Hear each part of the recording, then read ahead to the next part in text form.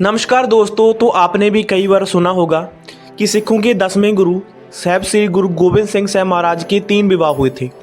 उन्होंने 3 शादियां करवाई थी। उनकी पहली पत्नी का नाम माता अजीत कौर जी बताया जाता है और उनकी दूसरी पत्नी का नाम माता सुंदर कौर जी बताया जाता है और तीसरी पत्नी का नाम माता साहब कौर जी बताया जाता है और माता साहब कौर जी को खालसे की माता के नाम से भी जाना जाता है।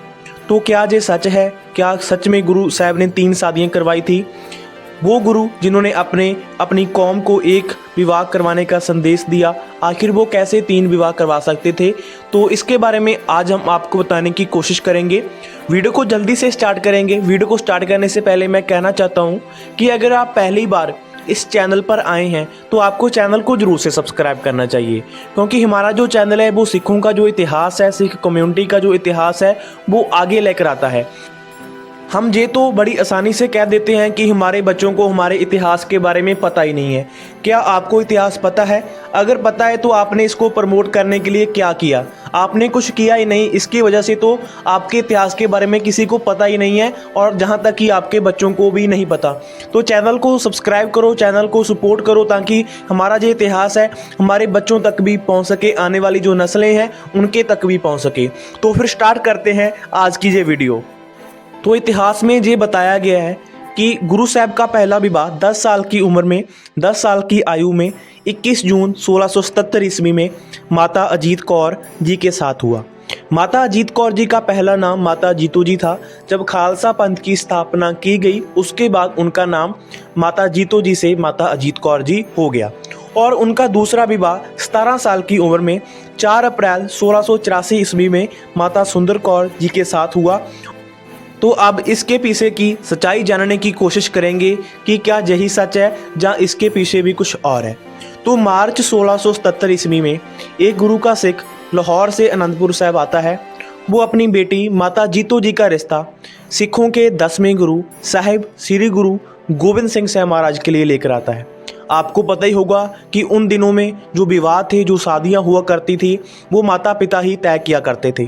तो माता गुजरी जी इस रिश्ते को स्वीकार कर लेती हैं और गुरु साहब का ब्याह माता जीतो जी के साथ पक्का कर दिया जाता है और शादी के लिए एक तारीख नियत की जाती है। वो तारीख थी 21 जून 1677। माता जीतो जी लाहौर की रहने वाली थी। जैसे कि गुरु साहब का विवाह था तो विवाह में काफ़ी सिख संगत ने शामिल होना था।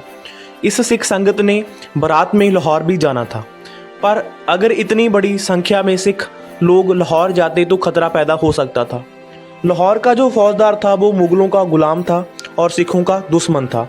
अगर इतनी बड़ी सिख संगत वहाँ पर जाती तो वो हमला भी कर सकता था, क्योंकि वो सिखों के साथ दुश्मनी निकालने का मौका निकालता ही रहता था, ढूंढता ही रहता था।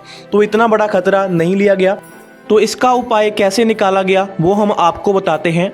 आनंदपुर साहब की उत्तर दिशा की ओर लगभग 16-17 किलोमीटर दूर एक जगह को माता जीतो जी के परिवार को दिया गया, ताकि वो लाहौर से वहां आकर जो शादी की रस्में शुरू कर सके।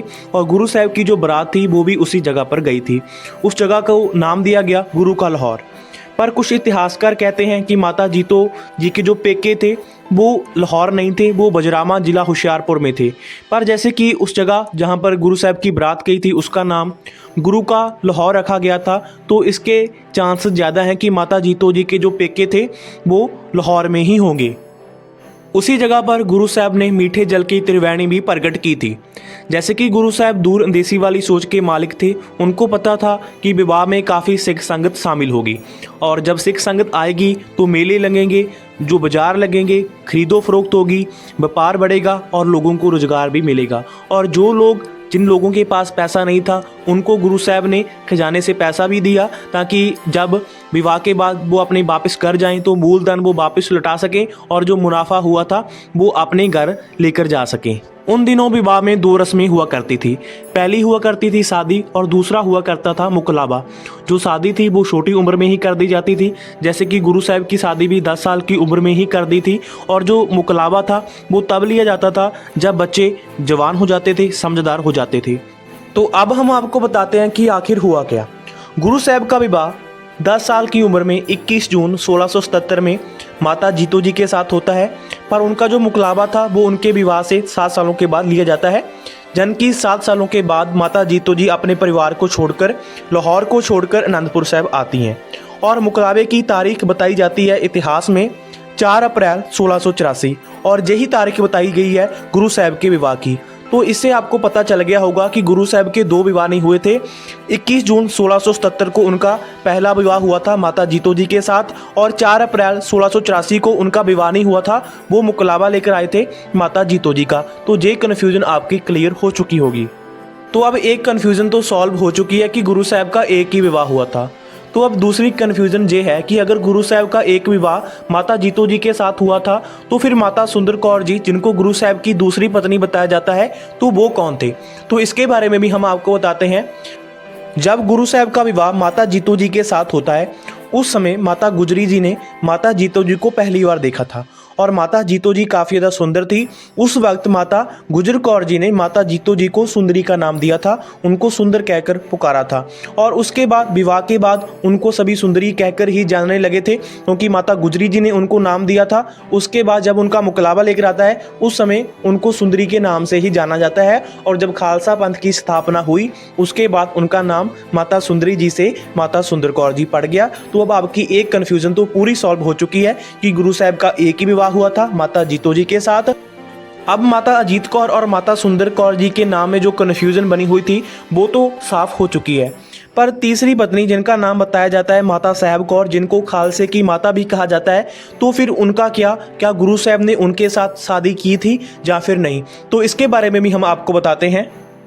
माता साहब कौर जी का पहला नाम था साहिब देवा। बचपन से ही वो गुरुद्वारा साहब के साथ जुड़ी हुई थी। गुरुद्वारा साहब के प्रति उनकी काफ़ी श्रद्धा थी। जब वो जवान होती है तो उनके पिता माता साहब कौर जी का रिश्ता गुरु साहब के लिए लेकर आते हैं, पर गुरु साहब सत्कार के साथ उस रिश्ते के लिए इनकार कर देते हैं क्योंकि उस समय गुरु साहब का विवाह माता जीतो जी के साथ हो चुका था। जब इस बात का पता माता साहब कौर जी को चलता है तो वो अपनी जिद पर अड़ी रहती हैं, वो मानने को तैयार ही नहीं होती। तो उसके बाद गुरु साहब उनको आनंदपुर साहब में रहने की इजाज़त दे देते हैं, पर गुरु साहब ने माता साहब कौर जी से विवाह नहीं करवाया था। उनके बीच पति पत्नी वाले संबंध नहीं थे। पर जैसे कि हर एक औरत का सपना होता है, उसके दिल में इच्छा होती है कि उसको माँ बनने का सुख मिले, तो इसकी वजह से गुरु साहब ने उनको खालसे की माता कहकर पुकारा, खालसे की माता का मान उनको बख्शा। अब बात करते हैं 1699 ईस्वी की विसाखी की, जब खंडे बाटे की पहल गुरु साहब तैयार करते हैं। उस समय पानी लेकर आने की सेवा में, पतासे लेकर आने की सेवा में गुरु साहब माता साहब कौर जी को साथ ही रखते हैं। तो उसके बाद माता साहब कौर जी को खालसे की माता की जो उपाधि है वो गुरु साहब की ओर से दी जाती है। तो अब आपको ये सब कुछ पता चल गया होगा कि गुरु साहब का एक ही विवाह हुआ था माता जीतो जी के साथ। उसके बाद उनका नाम माता सुंदरी जी हुआ, खालसा पंथ की स्थापना हुई, उसके बाद उनका नाम माता सुंदर कौर जी पड़ गया और माता साहब कौर जी जो कि खालसे की माता थी, उनके साथ गुरु साहब ने विवाह नहीं करवाया था, उनको आनंदपुर साहब में रहने की इजाज़त दी थी। अगर आपको ये वीडियो अच्छी लगी है, वीडियो को लाइक जरूर करके जाना, चैनल को कर देना सब्सक्राइब। आगे चलकर भी आपके साथ ऐसी वीडियो हम शेयर करते रहेंगे। Thank you so much.